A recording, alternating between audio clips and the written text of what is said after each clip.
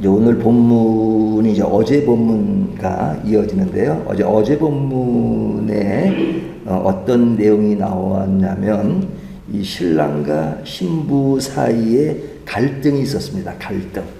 그러니까 그 앞에는 굉장히 좋은 장면만 나왔는데 또 오늘도 좋은 장면인데 이제 어제 본문을 보면 갈등하는 장면이 나오는데요. 그 갈등의 내용을 조금 확대해서 이야기한다면 신부의 방심, 또 신부의 나태함, 게으름이 작용했습니다. 그 게으름, 방심이 뭐였냐면 신랑이 찾아왔는데 문을 열어주지 않은 겁니다. 물론 문을 나중은 열었어요. 하지만 이제 시간이 지체된 거죠. 근데 신랑은 신부를 기다리기 위해서 이렇게 문 앞에 왔는데 신부가 문을 열어주지 않으니까 신랑은 가버린 거죠. 신부가 문을 열었을 때 신랑은 없는 겁니다.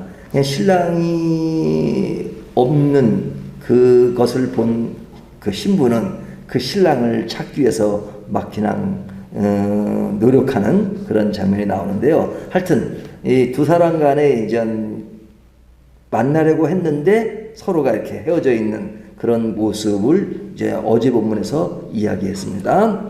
자, 그런데 이런 일이 일었음에도 불구하고 오늘 본문을 보면 두 사람의 사랑은 여전합니다. 여전하다는 이야기는 가끔 그들 사이에 어떤 일, 어떤 환경으로 인해서 또 오해될 수 있는 서로를 이렇게 조금 더 이렇게 의심이라기 하기보다는 그냥 약간 서운한 그런 것이 있을 수 있겠지만 그러나 그런 가운데서도 서로의 사랑이 여전하다 하는 것을 보여주고 있습니다.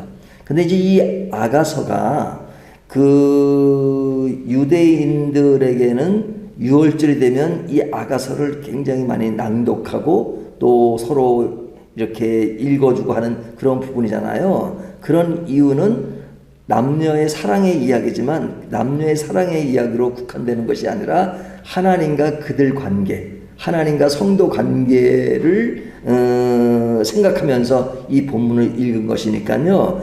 그런 여지에서 우리가 이 말씀을 하나님과 우리 사이로 본다 그러면 하나님과 우리 사이에는 이런 술람의 여인과 솔로몬이 어떤 오해 여지가 생겼던 그런 것은 없죠. 그렇죠? 하나님은 완전하시니까 하나님이 뭐 게으르거나 뭐 방심하거나 나태하거나 그러진 않죠. 하나님은 완전한 신분이니까 문제가 전혀 없습니다. 문제가 있다면 누구에게 있느냐? 우리 인간에게 있는 거죠. 인간에게 있음에도 불구하고 하나님은 우리를 향한 사랑은 진짜 이렇게 다가오시고 용납하시고 그리고 우리를 잡아주시는 그런 분이시죠. 그러니까 하나님을 향한 사랑이 식어지고 하는 것은 하나님이 그러신 것이 아니라 우리 인간이 환경의 변화에 따라서 식어질 때가 있고 약해질 때가 있고 넘어질 때가 있는 것이죠. 자, 그런 의미에서 이제 술람의 여인과 솔로몬의 오해가 있었던 것처럼 하나님과 우리의 관계는 오해는 없지만 우리 인간이 오해하는 측면이 있단 말이죠. 인간이 하나님이 오해하는 것이 아니라 우리 인간이. 그러면 이런 일이 생겼을 때 우리는 어떠해야 되는가? 다시 말하면 오해란 말보다는 우리가 신앙이 약화되고 좀 더 넘어지고 했을 때 우리가 하나님을 어떻게 바라보고 나가야 하는가 하는 것을 이 본문이 우리에게 힌트를 주고 있는데요. 그것이 뭐냐면 우리가 앞으로 6장 1절부터 돌아가 보면 첫 번째는요.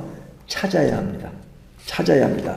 여기에 신부가 신랑을 찾았던 것처럼 찾아야 됩니다. 6장 1절을 보면 여자들 가운데서 어여쁜 자야 내 사랑하는 자가 어디로 갔는가 내 사랑하는 자가 어디로 돌아갔는가 우리가 너와 함께 찾으리라. 그렇죠? 찾는 겁니다. 우리가 하나님 앞에서 내가 넘어지고 또 약해질 때 그럴 때 다시 한번 우리의 마음을 정리하고 말씀 속에서 하나님을 찾는 겁니다.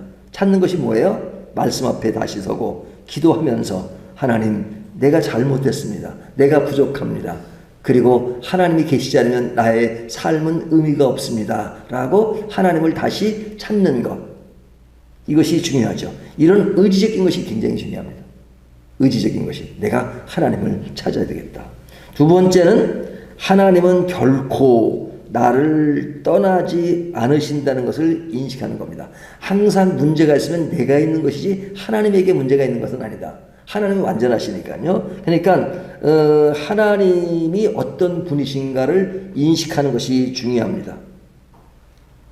그래서 오늘 본문에 보면 하나님은 떠나시는 분이 아니라, 나에게서 멀리 가시는 분이 아니라 늘 가까이 있다는 것을 술람의 여인과 솔로몬의 관계 속에서 이야기합니다.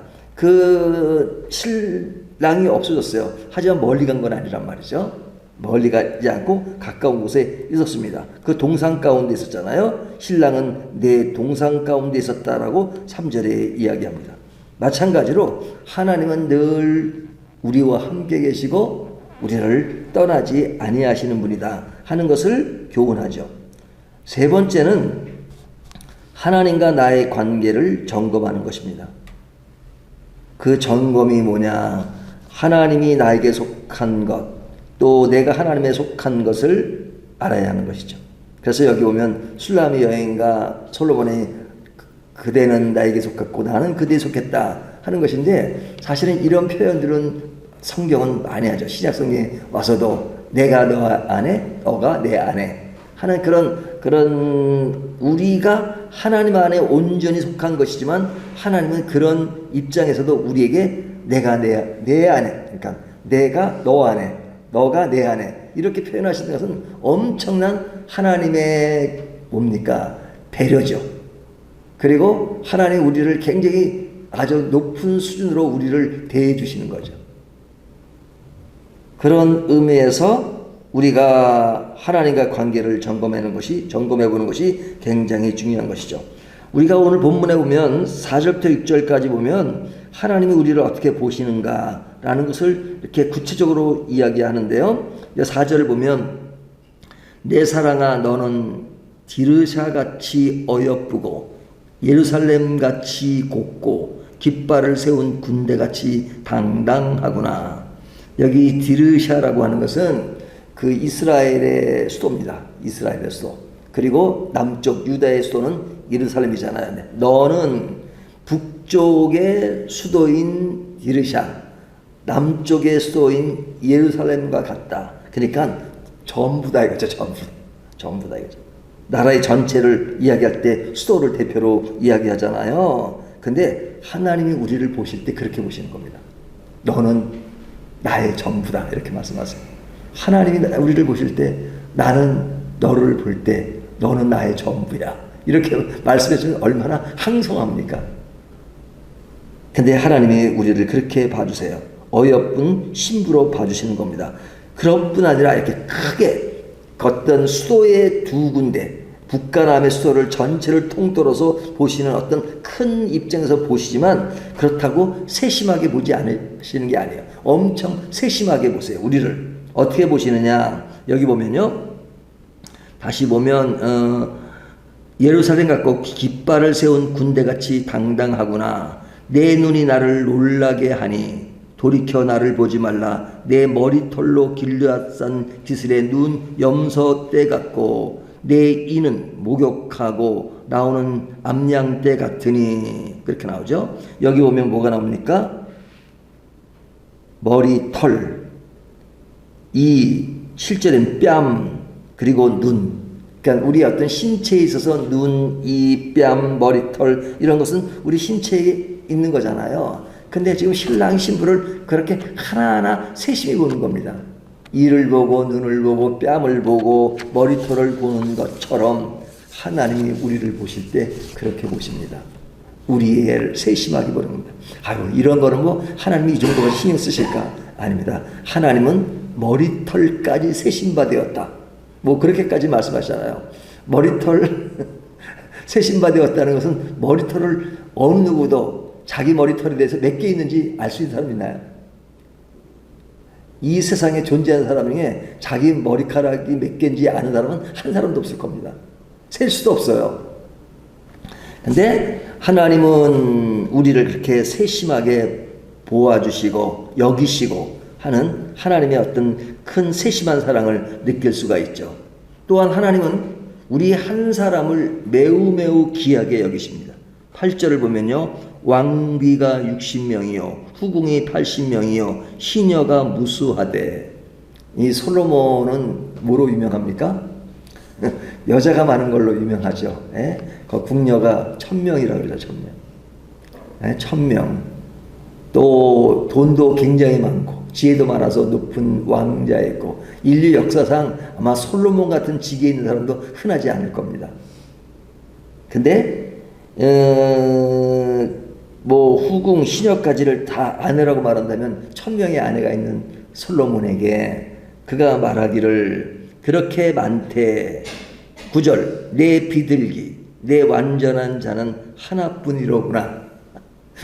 오직 내가 귀하게 여기는 건 하나뿐이다. 비둘기 같은 자는 하나뿐이다. 그럽니다. 그러니까 이거는 이제 우리가 하나님과 우리의 관계는 수학적으로 생각이 안 돼요.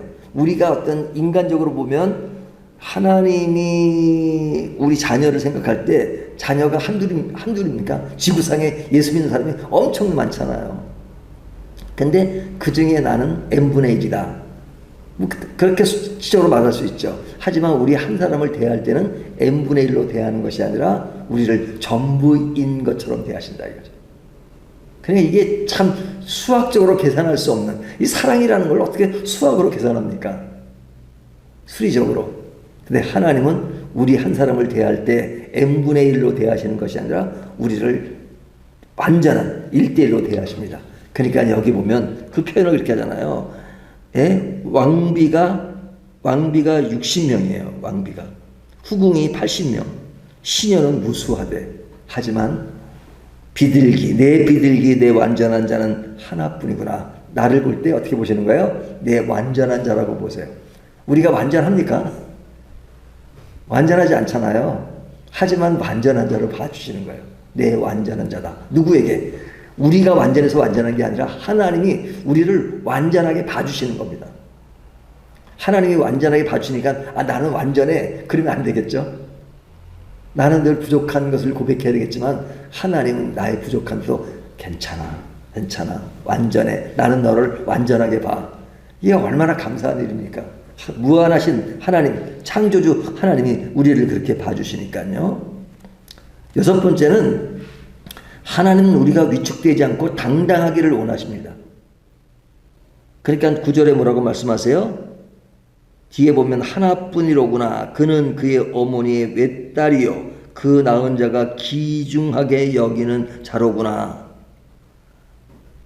그렇게 이야기하죠. 귀하게 여기는 자로다. 여자들이 그를 보고 복된 자라 하고 왕비와 후궁도 그를 칭찬하는구나. 그러니까 그 한 여자 귀하게 여기는데 그는 귀중한 여자다. 그리고 그에 대해서 왕비와 후궁도 칭찬한다. 그렇게 이야기합니다. 이것이 이제 오늘날 시대로는 이렇게 잘 이해가 될 수 없는 부분인데 이게 그 중동에 보면요. 일부 다처제가 많잖아요. 모슬렘 꼰도에 보면. 그 일부 다처제에 있는 뭐 아내가 뭐 5명, 10명 돼도 그렇게 친하게 잘 지낸대요. 잘 지낸대요. 근데 우리는 한 사람만을 주님이 원하시니까 그 한 사람에 대한 귀함 것인데 여기 보면 왕비와 후궁이 그를 칭찬한다 하는 것. 이것은 그 아가서의 이야기지만 하나님이 우리를 귀하게 여기시고 그리고 모든 사람들이 그 사람을 향할 수 있도록 하시는 분. 그러니까 당당하라 이렇게 말씀하시죠. 10절을 보면 뒤에 보면 당당한 여자가 누구인가? 왜 당당해요? 그 남자가 그를 그렇게 귀하게 여기니까 당당한 것이죠. 하나님이 우리를 귀하게 여기신다 이거죠. 하나님이 우리를 귀하게 한다. 어떤 분들이 나는 너무 서러워요. 남들이 나를 너무 무시해요. 나는 핸디캡이 너무 많아요. 그럼 제가 그렇게 말할 때가 있어요. 남들이 그렇게 볼지는 모르지만 한 사람 한 사람은 하나님의 위대한 작품이다. 위대한 작품이다. 저 하나님의 위대한 작품이다. 작품은요, 금, 은, 뭐 보석 같은 걸로 탁 꾸며 가지고 그 작품을 만들 수도 있지만요, 길가에 떠다니는 쓰레기 같은 거, 이 페트병 이런 거 가지고 다 모아가지고 작품을 만드는 사람도 있어요. 그런 예술가도 있어요. 근데 그냥 쓰레기처럼 취급되는 그런 페트병 이런 것도 예술가의 손에 가면 한 작품이 돼요. 작품이 돼요.